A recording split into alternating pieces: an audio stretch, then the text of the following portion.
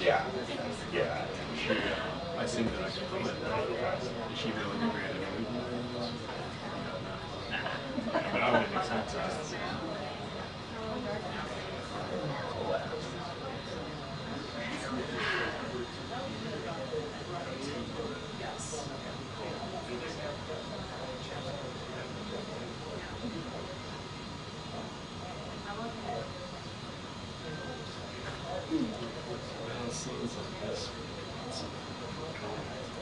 Oh yeah. No, I didn't realize that she was like a character. Oh yeah, I remember the last time she was. Yeah. It's kind of weird for like. She's a really too. Sure. But I'm just wondering. To me, that just seems kind of like isolated. Like, because does that make it likely is another person trying to right. It's just kind of yeah, exactly. So it's not like something that's constantly strong. That's right. Someone who will get confirmed relatively easily. Yeah, that's true. Because that seems to be an issue for them so far. Yeah, I like some. Yeah. I can't say I'm surprised that Gaetz, well, I can't say I'm surprised that Gaetz pulled out, but I'm surprised that it was this quick. Yeah, I thought they were going to push it. CNN was supposedly going to. I saw that. I don't know if that. Yeah, it's like, what's one more? Right. And apparently it's like with the same underage woman at the same party, which begs all sorts of questions. And I remember this part. I don't know. I never get invited to the parties. It's a house with. It's Florida, so. Oh yeah, that's it. Now it was Madison Carlton who said there were cocaine fueled sex parties in Washington. Yeah. Which I've lived through all my life and I've been invited to one. Yeah. Makes me sad. That's not too much.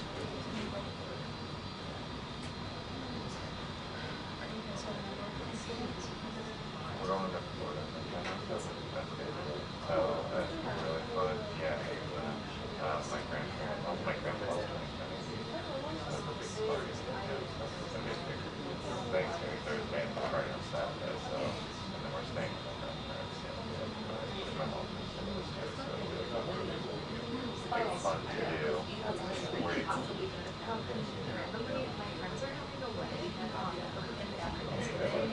Costa Rica.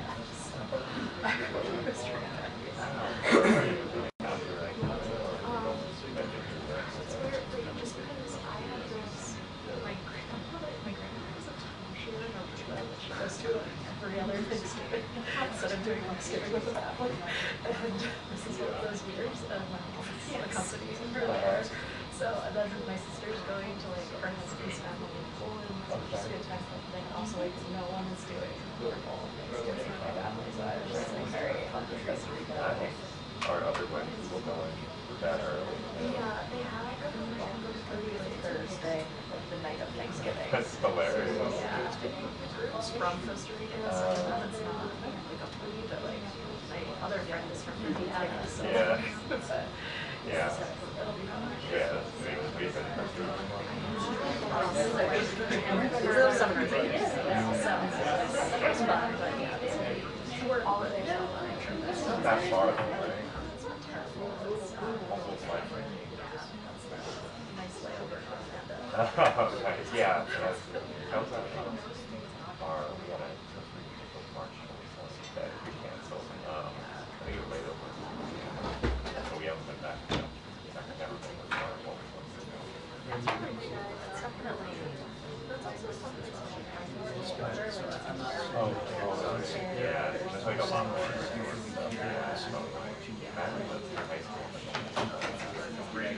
This year that experience. Andrew, they had some random guy who was like, he wrote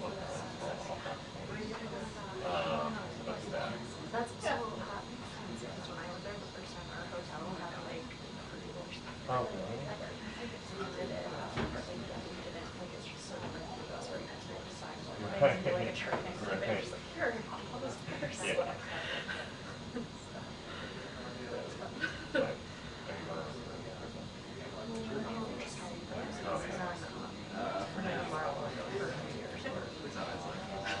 Well, you really are in the mix. The trial by fire, you didn't know what we're a lot of Christmas.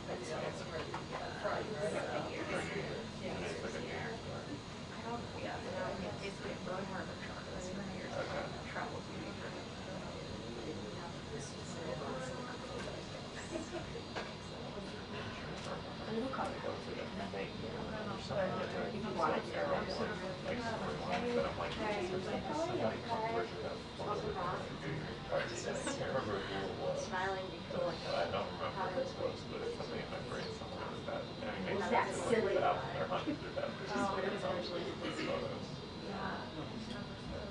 Didn't have a kid for like flash. Well, you know, usually when you are.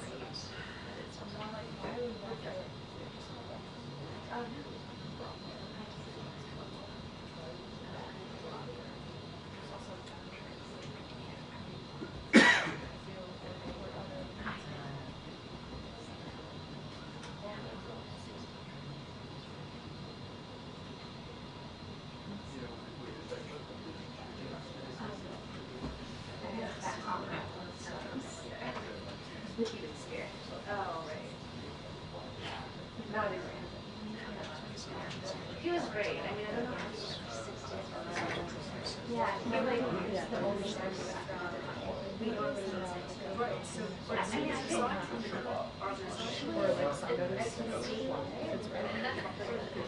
it was just also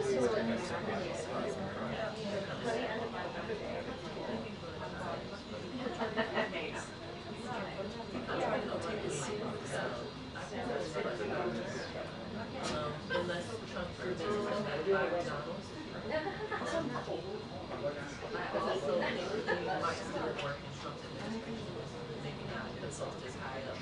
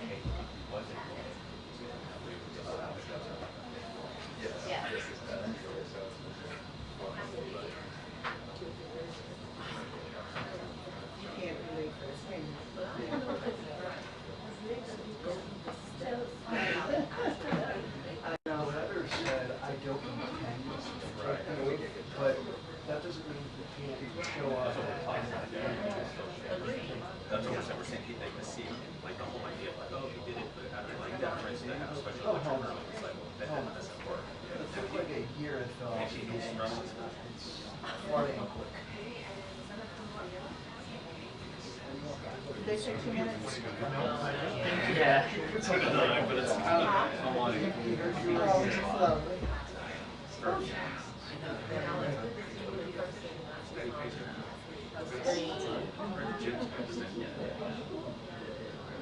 well, no, it just doesn't, yeah. it's just so, I really just hate it. It's a bunch of stuff I don't, you know what I'm saying?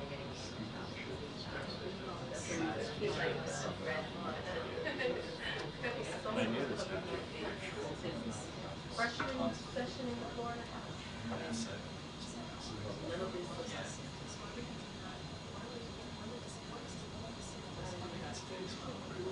Matt Gaetz, I think. Who's that? Who's that?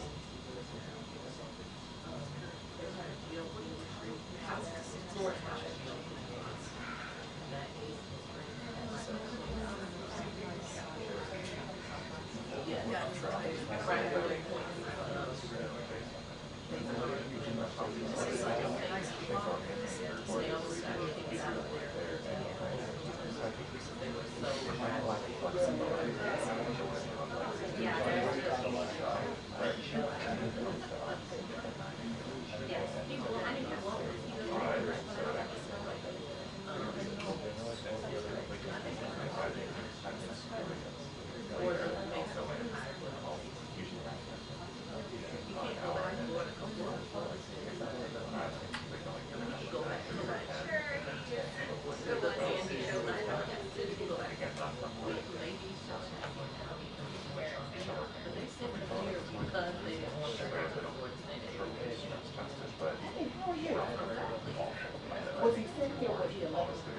But I'm saying the Florida people, the Florida Republicans in the legislature, taking his father's seat in the Senate, so they opened up a pathway for him to run for the Senate to make things happen. But again, that was a different generation of Republicans that didn't work. I think so. That's the thing. Some stuff is, you know, how bad they are. It's a time they are. So here's the thing that you're not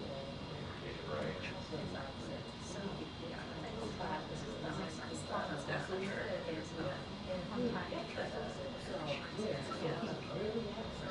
No, I think it will get a number of votes. I agree with you. Well, no. But what I can understand, I was listening to, and they just a 17-year-old adult woman. I said, what year is a 17-year-old adult? They can marry. They can marry. He doesn't need money. Not in Florida, then. Not in Florida. Well,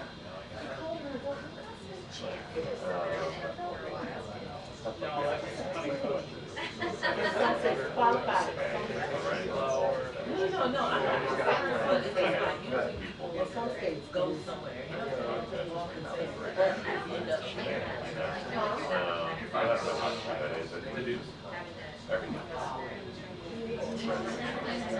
Director of legislation. Oh my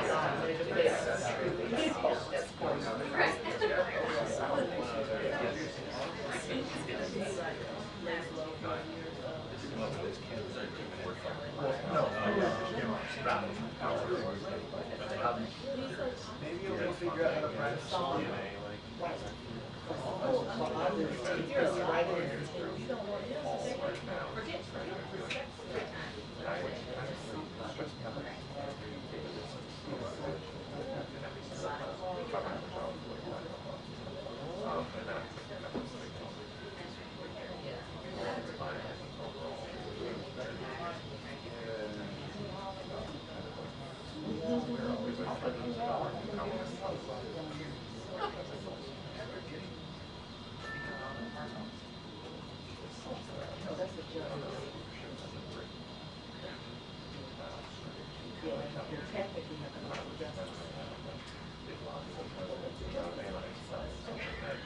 Don't you ever get confirmed as Attorney General, you get a special counsel.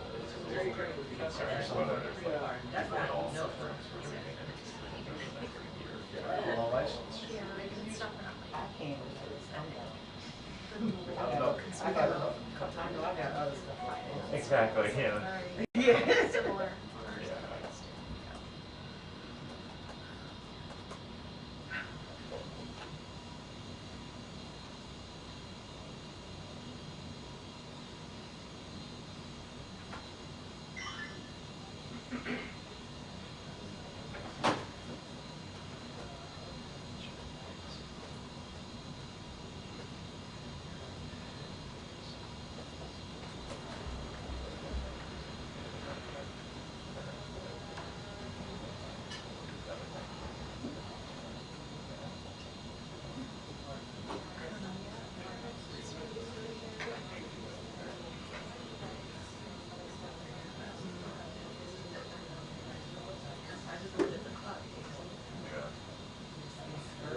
never be late for these briefings. You have to be really looking for The other day, I from 1:30 to 12:30, and I noticed, yeah, it was not the other day, it was a few weeks ago. It was before the election, but I was like, I was going to be late, but now I realize I probably should have been late.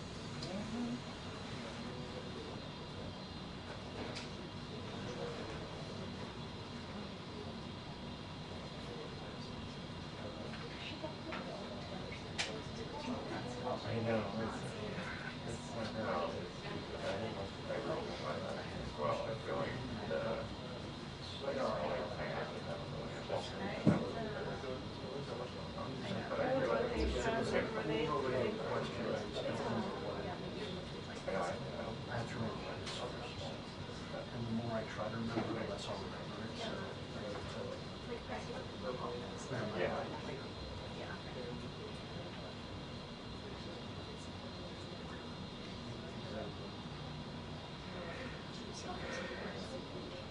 Yeah, I like all spring. February, correct. Someone February,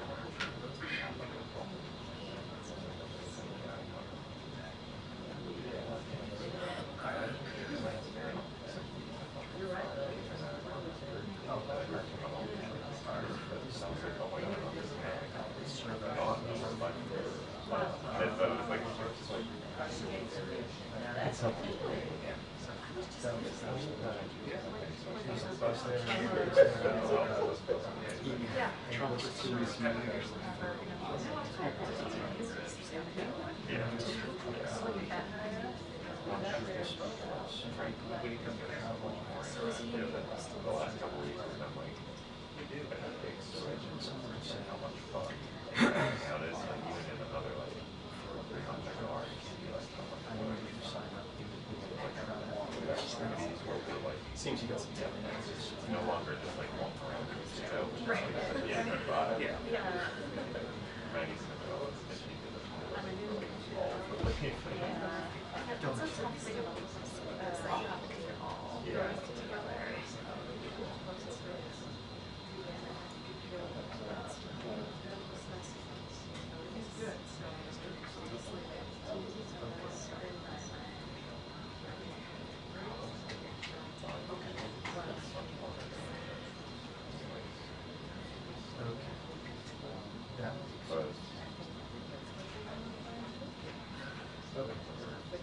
So it goes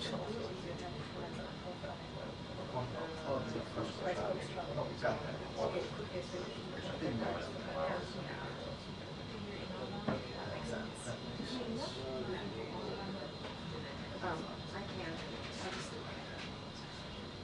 I mean, I don't care either, except I would rather not say.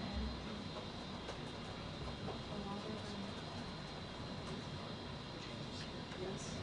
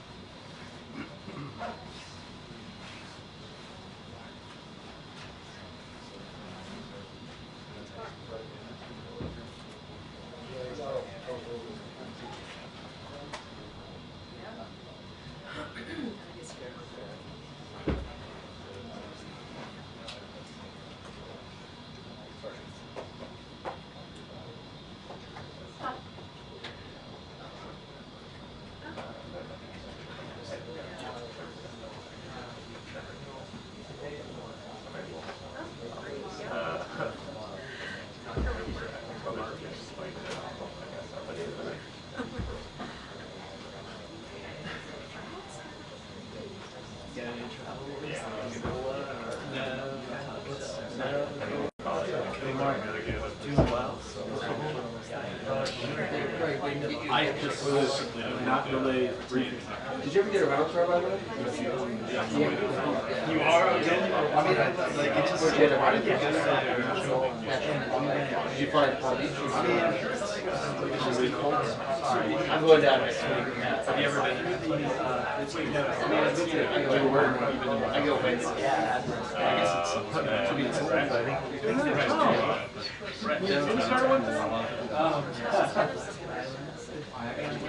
Thank you.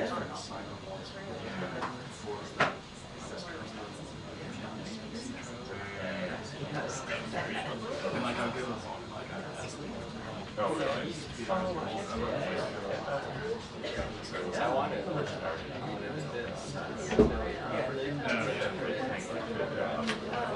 You take a I assume you take I'm not sure. go in up there. Yeah, but would have because I was going with that. Because it's kind of Oh, the tape. About it? oh yeah. Well, I guess. Yeah, you just go, you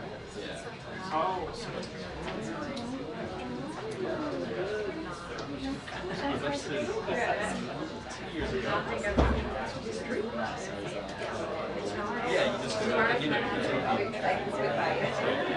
sorry.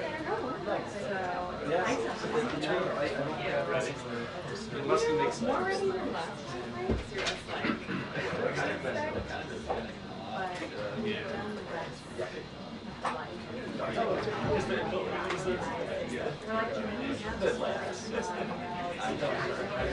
I guess maybe it's too target. It's like about press, like at the same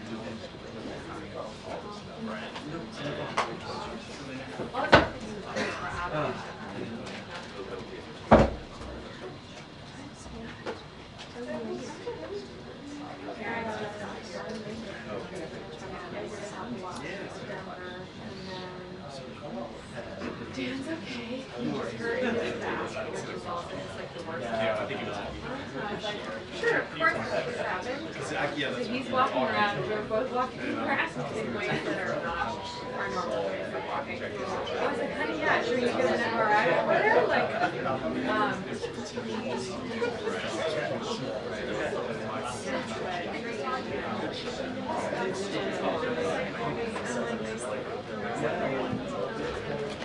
Hi, good afternoon, everybody.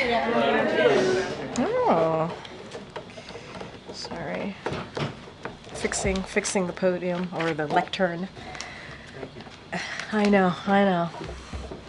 It matters. I know it does. I know. Okay. So on Monday afternoon, President Joe Biden and First Lady Jill Biden will travel to the U.S. Coast Guard sector, New York, for a Friendsgiving dinner with the service members and military families as part of the First Lady's Joining Forces initiative to support military families. This year's dinner, hosted by the Robert Irvine Foundation, will be prepared by Chef Robert Irvine and his team. The U.S. Coast Guard sector, New York, is home to over 500 active duty members and their family members and represents the largest military presence in New York City. During their visit, the President and the First Lady will thank service members and their families and help serve Thanksgiving meal. This is an annual tradition that is very special to the President and the First Lady. They look forward to yet another Friendsgiving dinner with some of the men and women who serve our country and their families who sacrifice so much for our communities.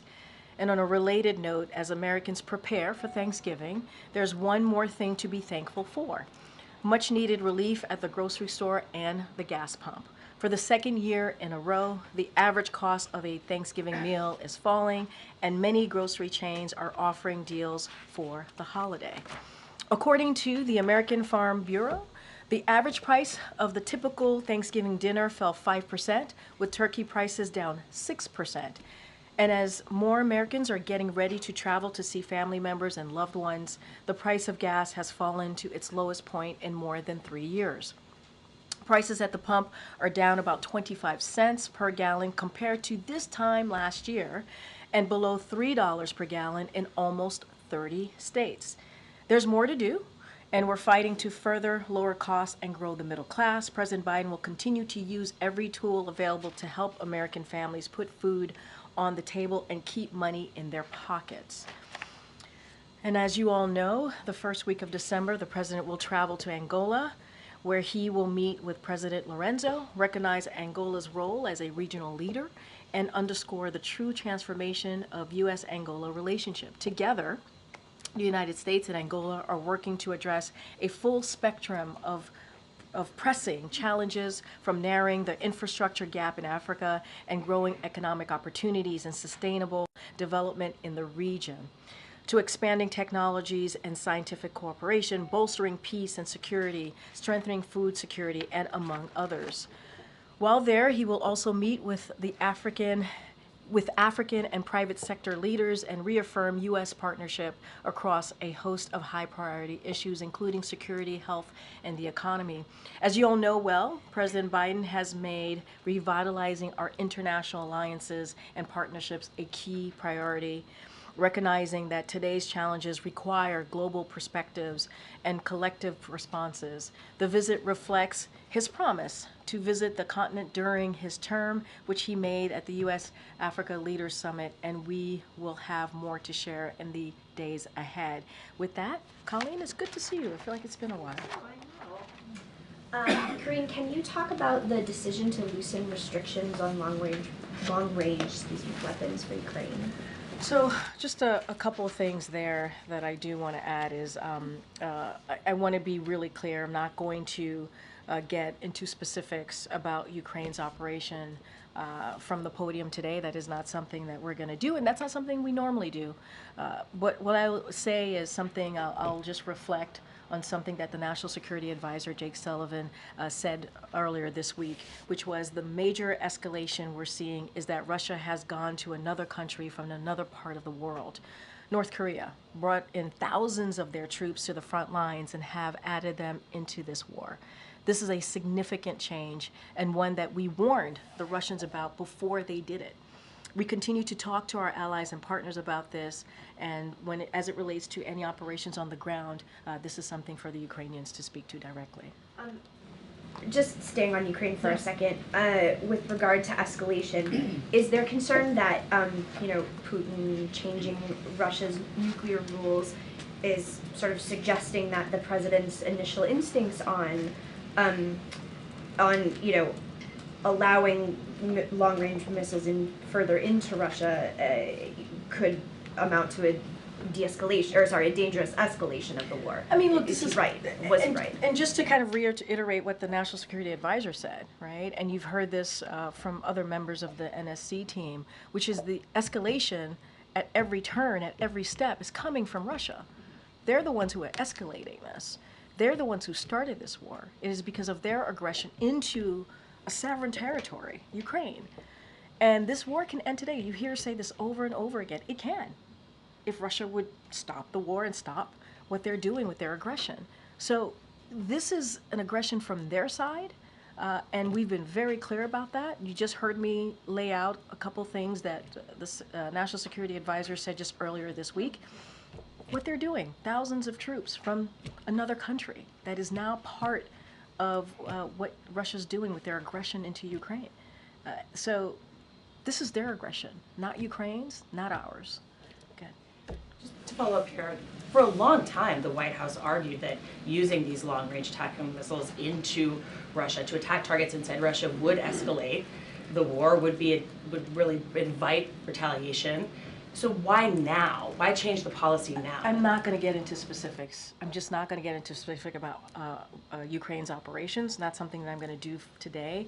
But I want to be really clear. But I guess I'm asking about the specifics of the White House's decision to change policy. I'm just telling you that I'm not going to get into specifics from here, from the podium. I'm going to be very clear about that. And what I have said is, when you're thinking about bringing in thousands of troops to the front lines to add to the war, right? These are North Korean troops, as you know.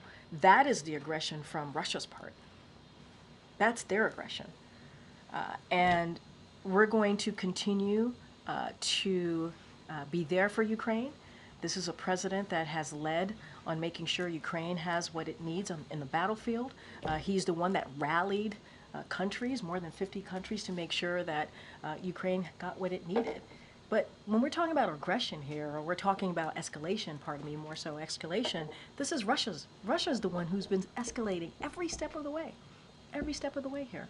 And so if I'm hearing you right, it was that escalation, I- the North Korean no, troops, I wouldn't, that was no, the. I'm not saying that. I'm saying that I'm not gonna get into specifics about Ukraine's operations from the podium today. You asked me about escalation, and I'm being very clear where the escalation is coming from, but I'm not gonna get into specifics.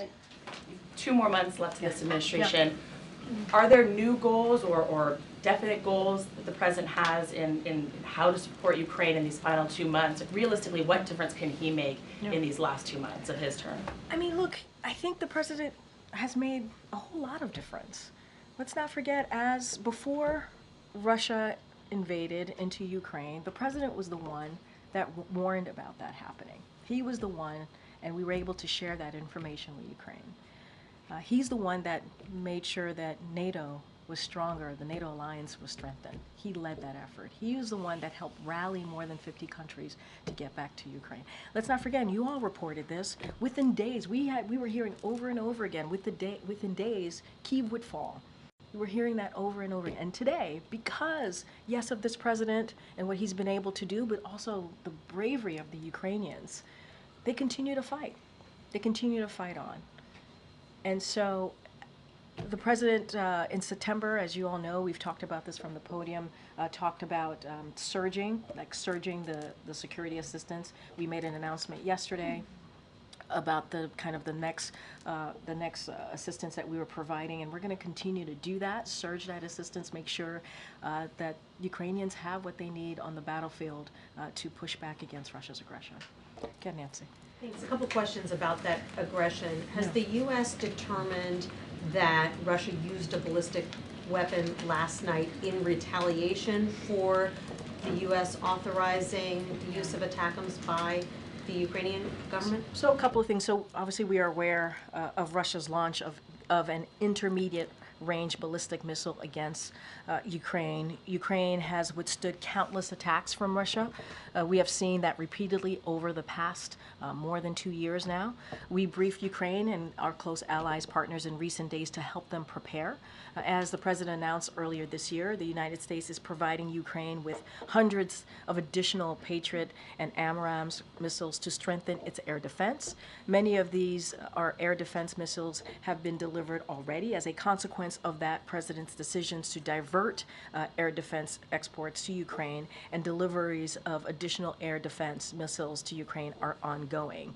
And as I just stated, the president in September, on September 29th to be more exact, he talked about surging continued assistance, security assistance to Ukraine. And so we're going to continue to do that, and that is going to make sure they're strengthening their capabilities, including air defense, and put Ukraine in the best possible position on the battlefield. And just yesterday, as I mentioned moments ago, we were able to announce another security assistance. And so that's going to continue. And so we will not be deterred here. We are going to continue to make sure that Ukrainians have what they need on the ground. Now that Russia says it is changing its nuclear doctrine to essentially lower the bar for when it can use nuclear weapons, does the U.S. need to change its nuclear posture as well? So let's not forget, we said earlier this month that we were not surprised by Russia's announcement that it would update its nuclear doctrine. And so Russia has been signaling its attempt to update its doctrine for several weeks, and observing no changes to Russia's nuclear posture. We have not seen any reason to adjust our own nuclear posture or doctrine in response to Russia's statements. So this is more of the same irresponsible rhetoric that we continue to hear from Russia, which we have seen for the past more 2 years now, if you think about their aggression, their war against Ukraine.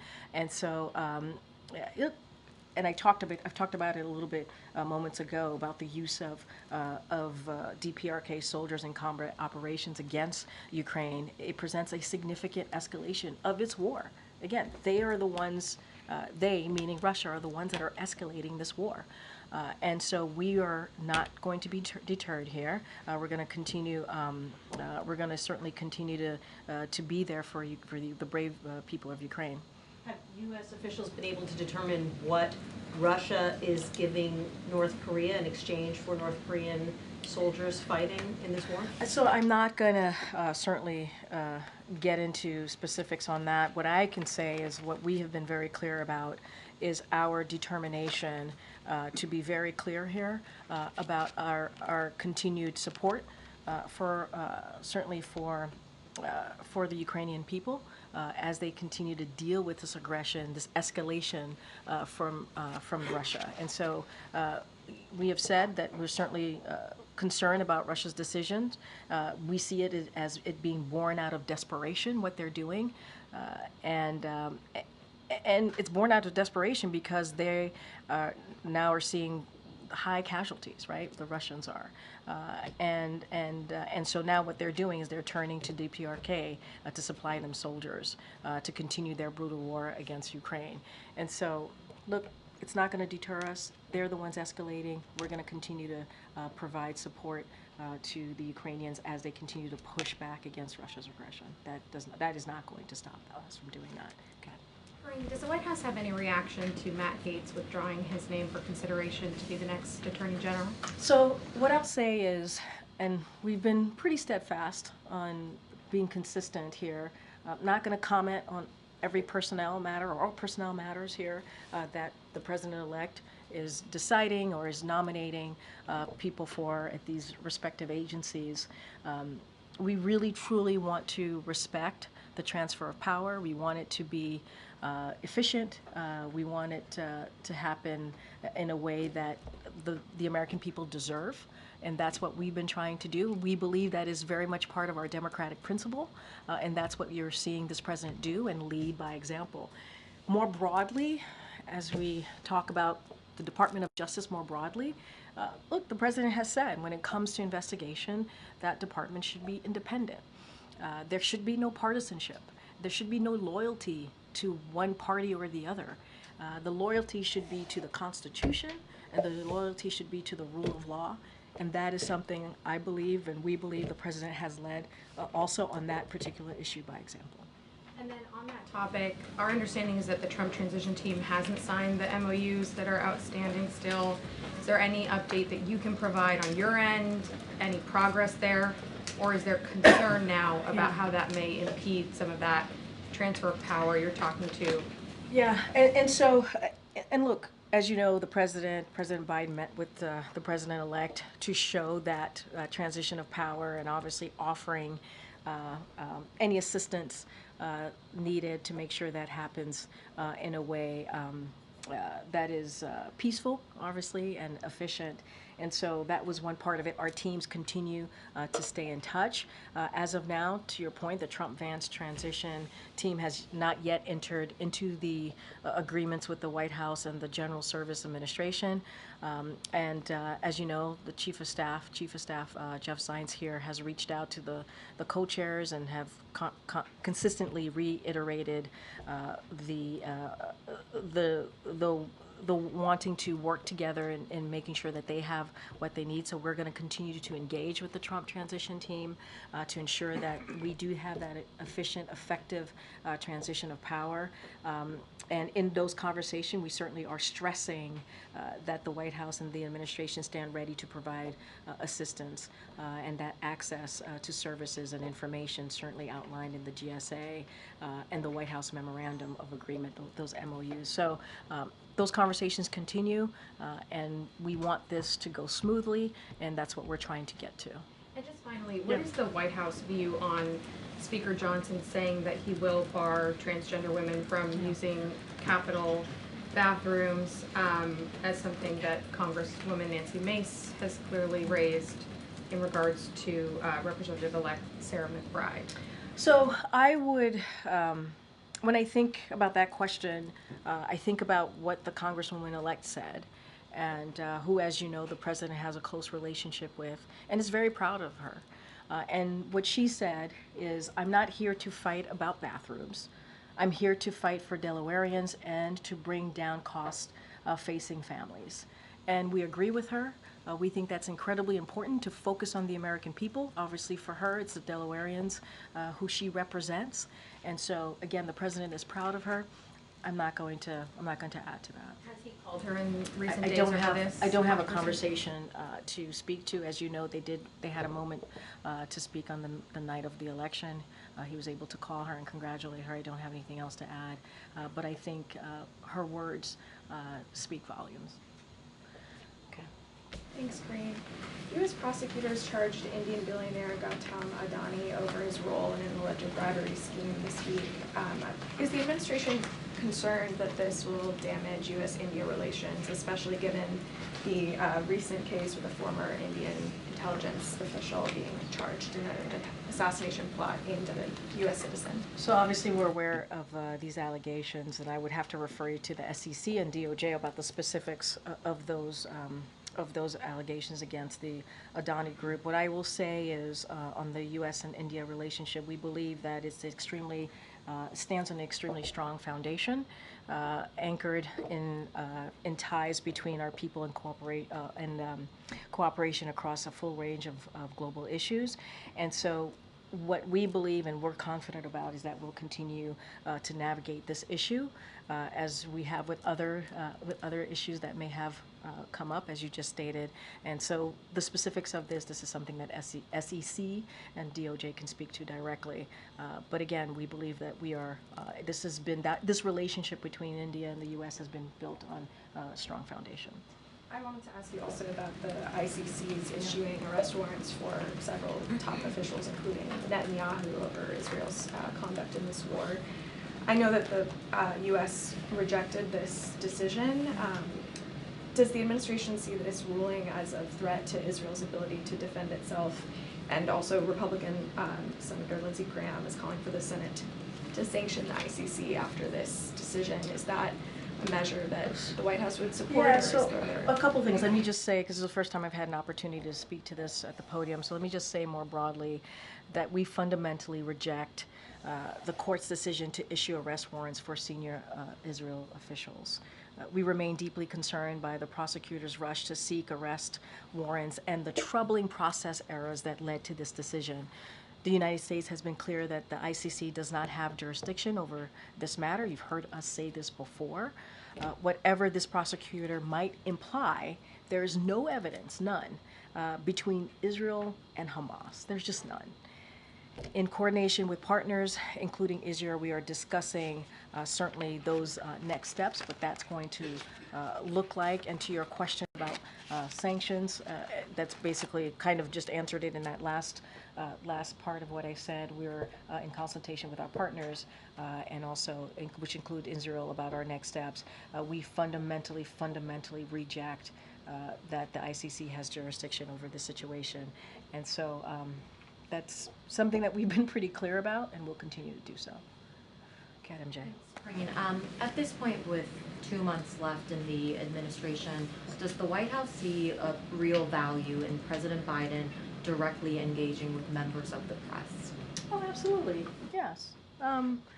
Look, I think we have worked really hard, and I hope you all have seen this, to make sure that we brought back the norms that was taken away from our predecessor on how we engage with the press. The president respects the freedom of the press, and he actually enjoys engaging and going back and forth with all of you. And that is something, and he's done that extensively, and that is certainly something that he's going to continue to do. We have less than 60 days, I think you just said 2 months left. That is plenty of time for the president to continue that engagement. He will. This is something that we respect. Bringing back the norms, working with the White House Correspondents Association, making sure that we have that healthy back and forth with the press corps.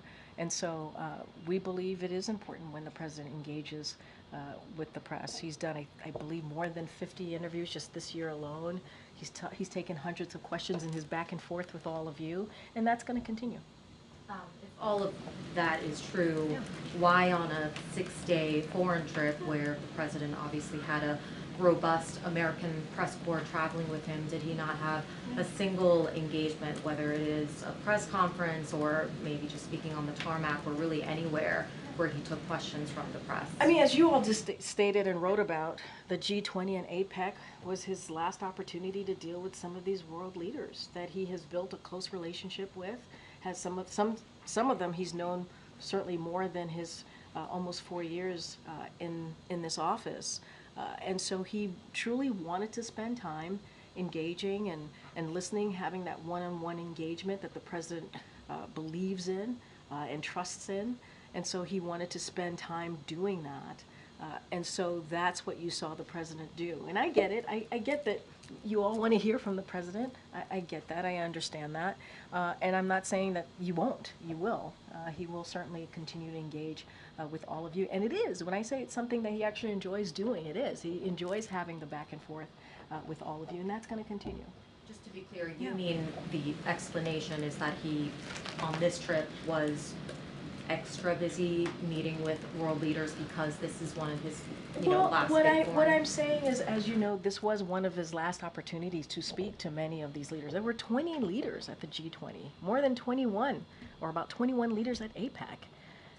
And so he wanted to spend that time, certainly doing what he normally does at these conferences, obviously, but also, speaking directly to them as one of his final times as president. And again, putting that aside, I think your question was, do we believe that he should engage some version of that? I apologize if I'm not quoting you directly. Yeah, we think it's important for him to engage with the press. He thinks it's important to engage with the press, and that's going to continue. It is. You will hear from the president and have an opportunity to do those back and forths that you normally have done with him. This is related but separate from just the trip itself. It's been more than 2 weeks since the election. This was an election that elected a man that President Biden has repeatedly referred to as an existential threat. So why is it that the American people have not heard President Biden talk about this threat since the election? Because there was an election and the American people spoke.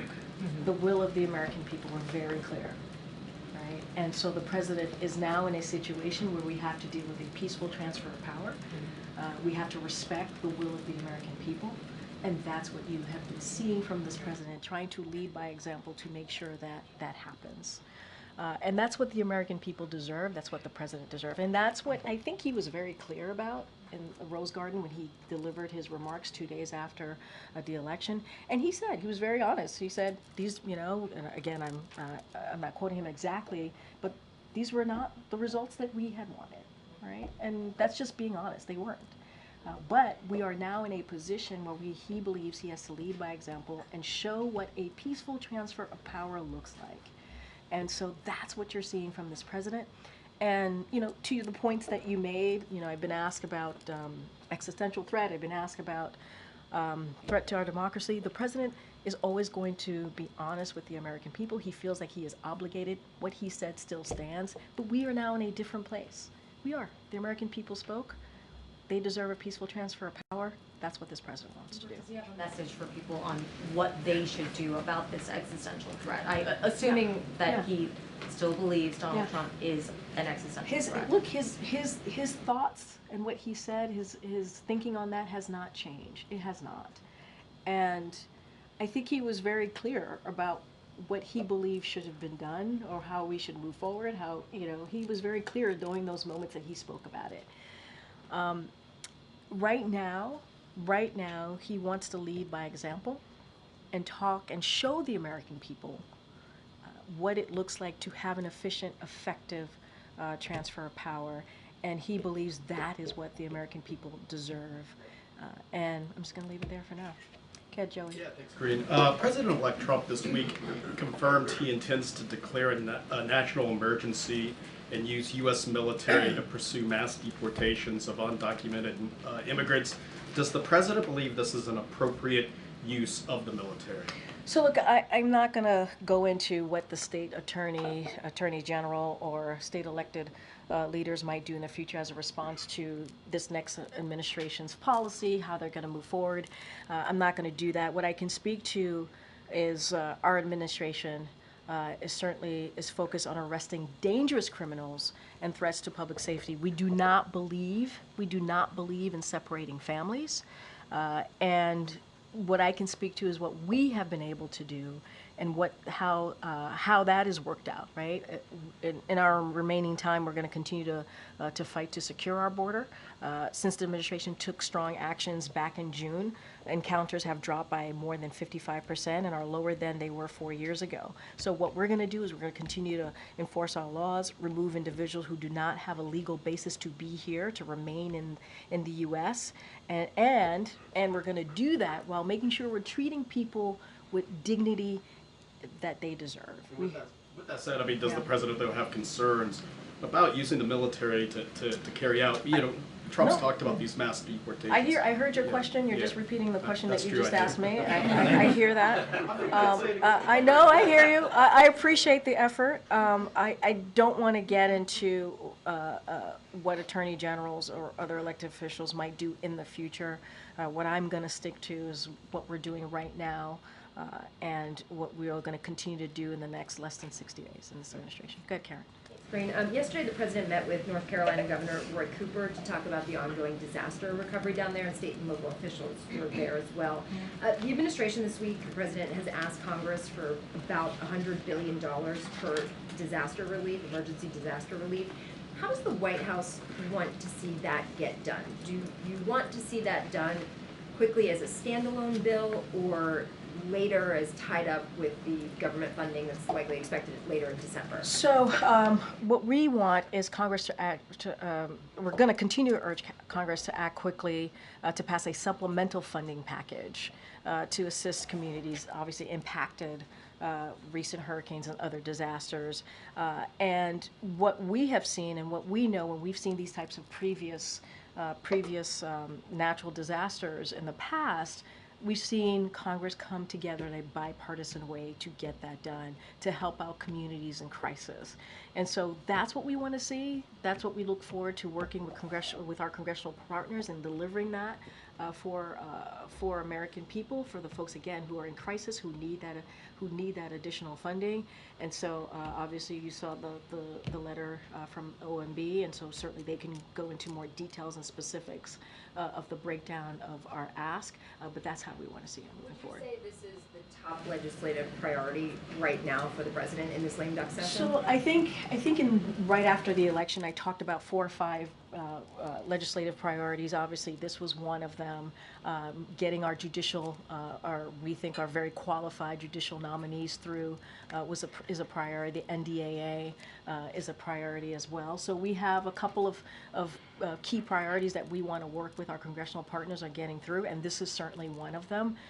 And again, FEMA has the money to respond to Hurricanes Helene and Milton, and that's assuming there's no new large, obviously, hurricanes or natural disaster. But as you know, when it comes to SBA, that funding is fully exhausted, and you have, that type of funding is critical to businesses, homeowners, and renters, and they really rely on that funding, that SBA funding, to certainly deal with recovery and rebuilding. So there's a real need here, a real urgency, and so we're going to work with congressional members to get that done. Did you hear a dire message yesterday from those North Carolina officials? Look, I think they're trying to recover and rebuild.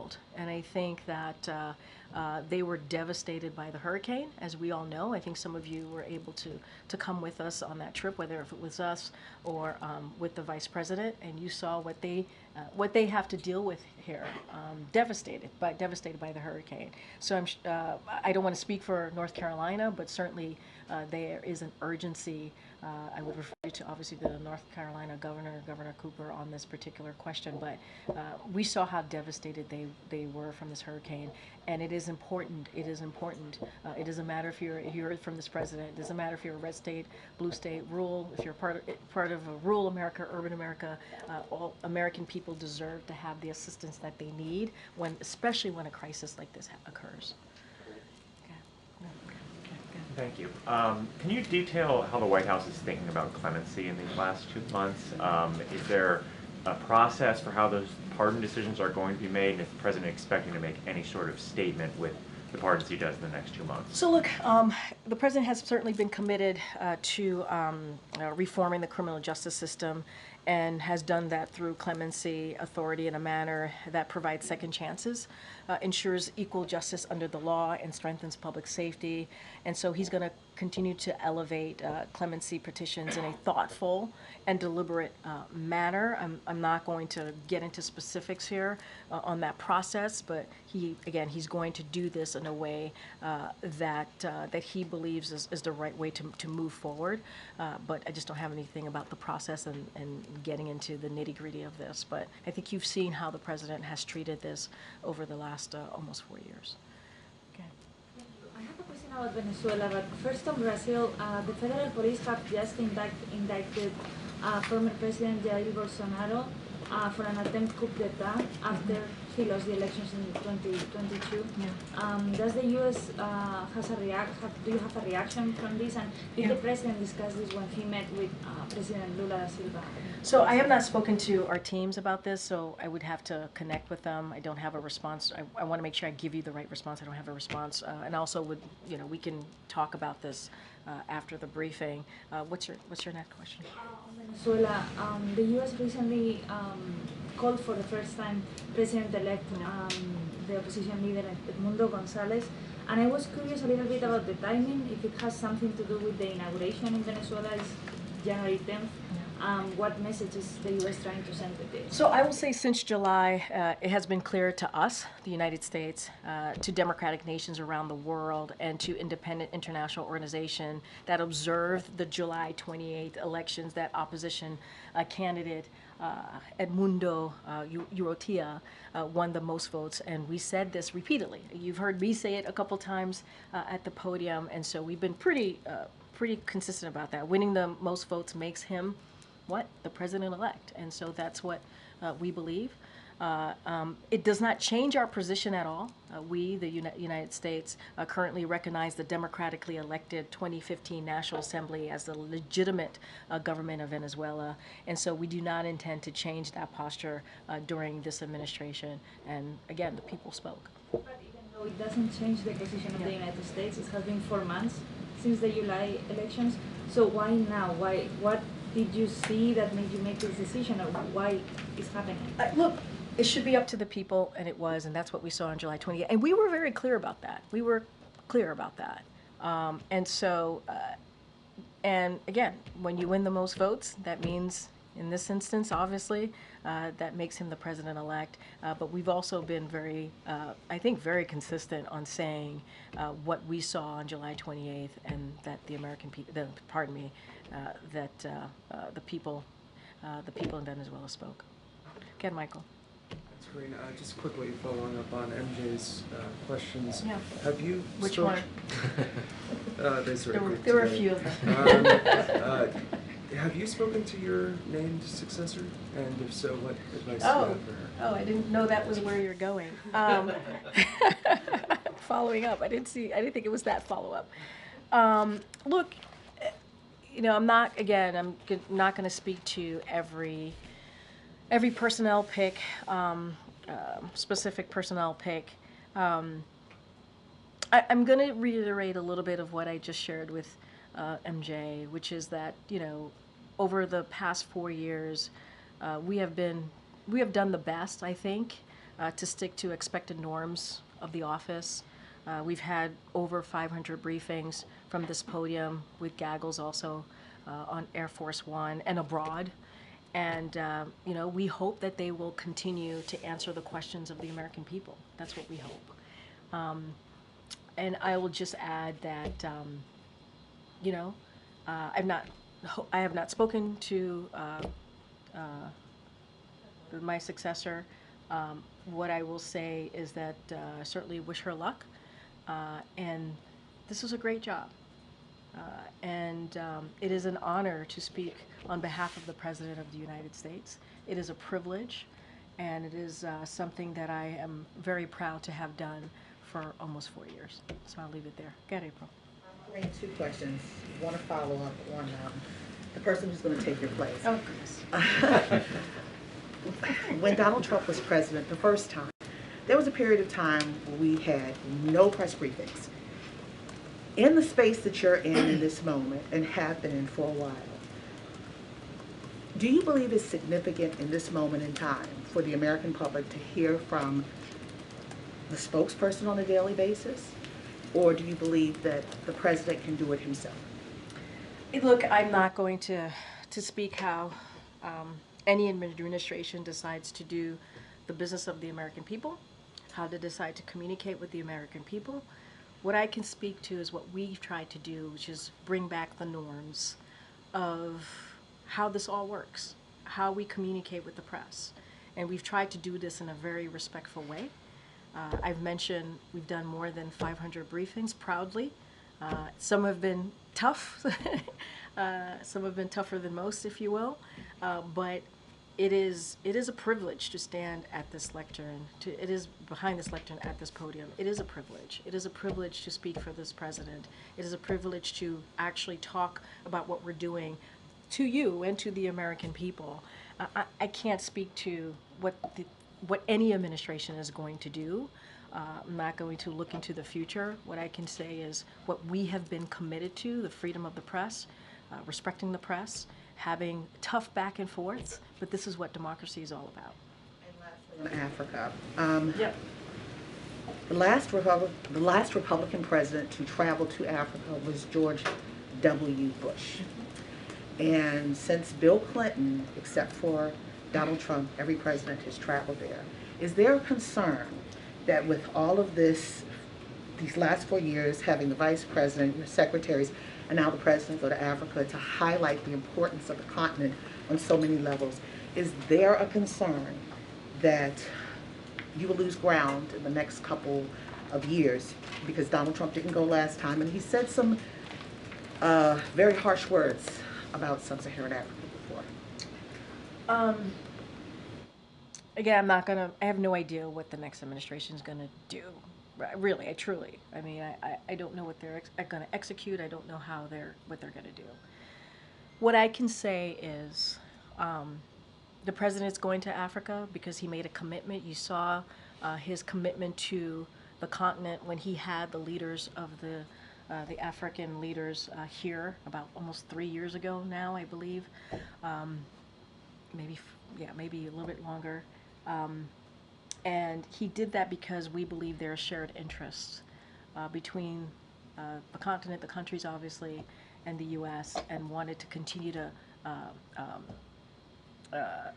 transform those relationships, right, and work on those relationships.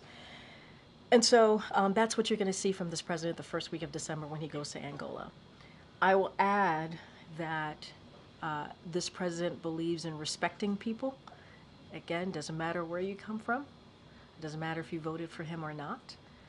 He believes every American has an opportunity to be uplifted, to have opportunities to have a better life for themselves. That's why he believes in this country, what this country is founded on, what this country is all about.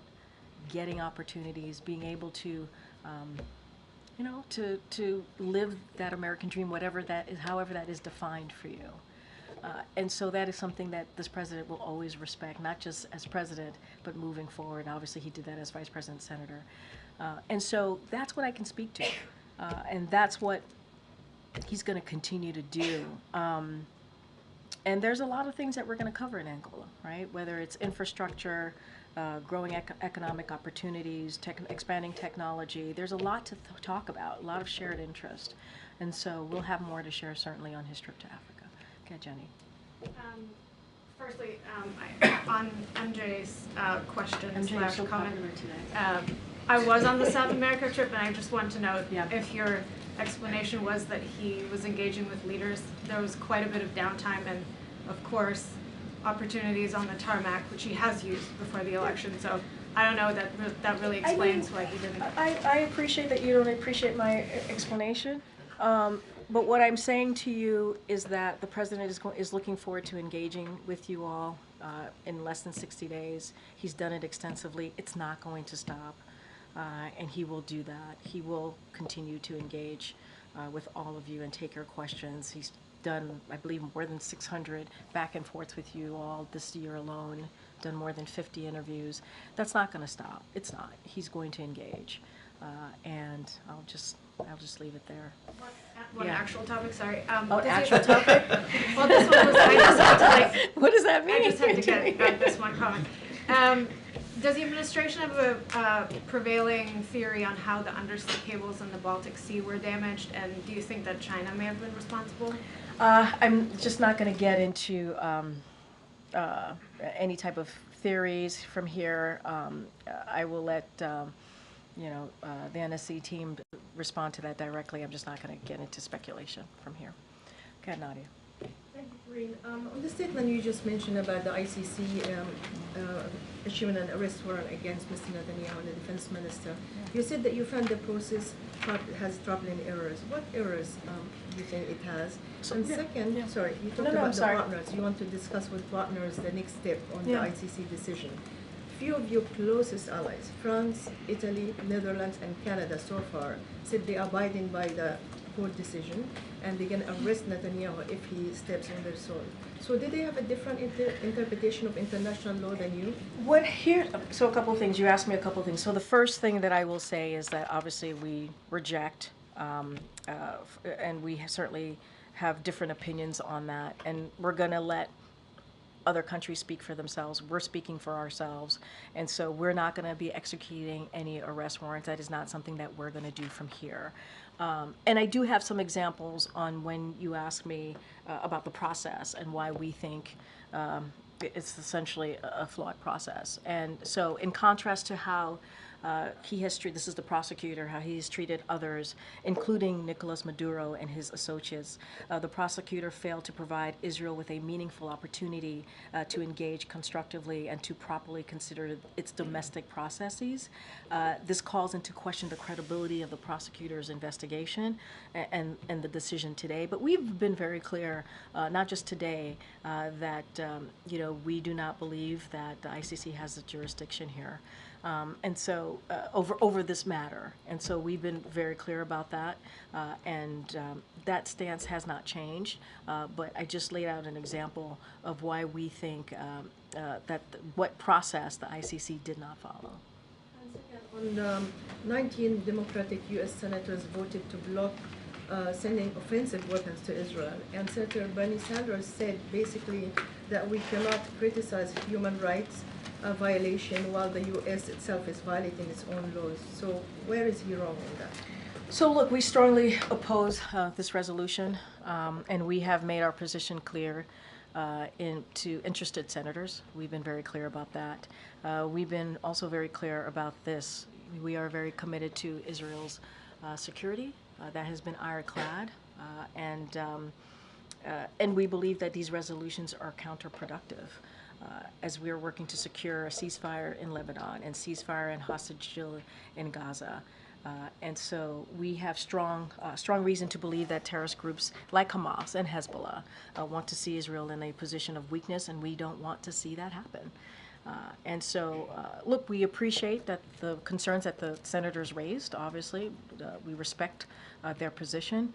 We just do not, we strongly oppose the resolution. Again. Thank you so much. Following up on your comments on the change of nuclear posture by Russia, and you said it's another example of irresponsible rhetoric. Is it a way to kind of dismiss what Russia said, to say there is no real reason to be concerned, these are only words? Say that one more time. There's no... That there would be no reason, there's no real reason to be concerned, that this is just like Putin. Oh, you're talking about their nuclear doctrine that they put out. Doctrine. Look, here's what we're saying. We haven't seen any indications of Russia preparing to use a nuclear weapon in Ukraine. We just have not seen that. And so this is more of the same, right? More of the irresponsible rhetoric from Russia, which we have seen the past 2 years. We've seen this before. But it doesn't stop what we have been saying, that the escalation is coming from Russia here. They're the ones who are escalating. This is their war. They're the ones who have, went into a sovereign territory, which is Ukraine, and started this war and pushed forward with their aggression. And so this is a war that they can end. They can end it today. And we've been very clear about that. I know I have to wrap it up. Okay.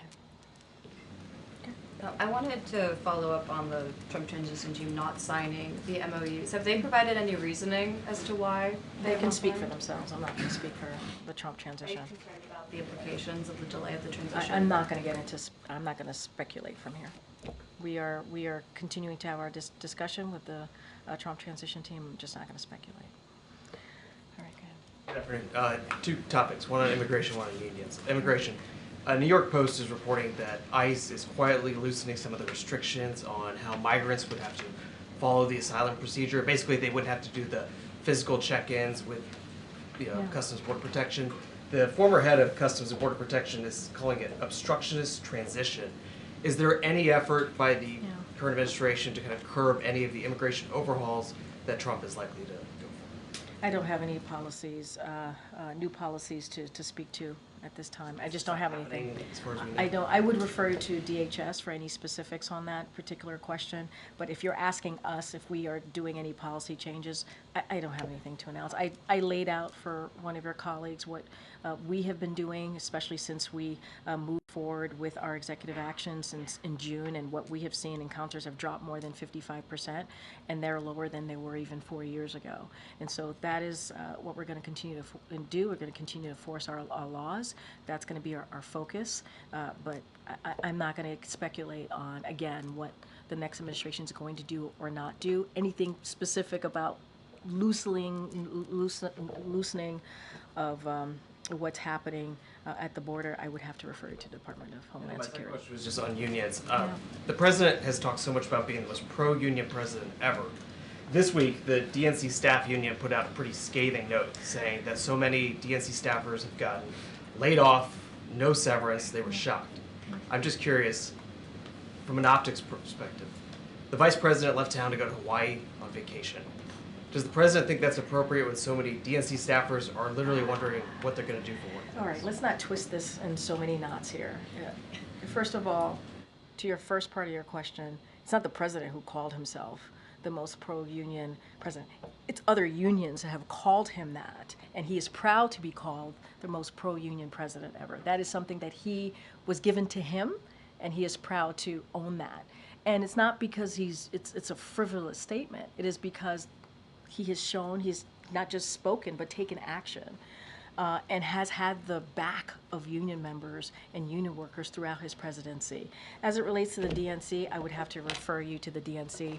Does it look bad for the vice president to go to Hawaii while DNC staffers are just wondering what they're going to do for work? The vice president has taken time off to go spend time with her family. I don't think there's anything wrong with that.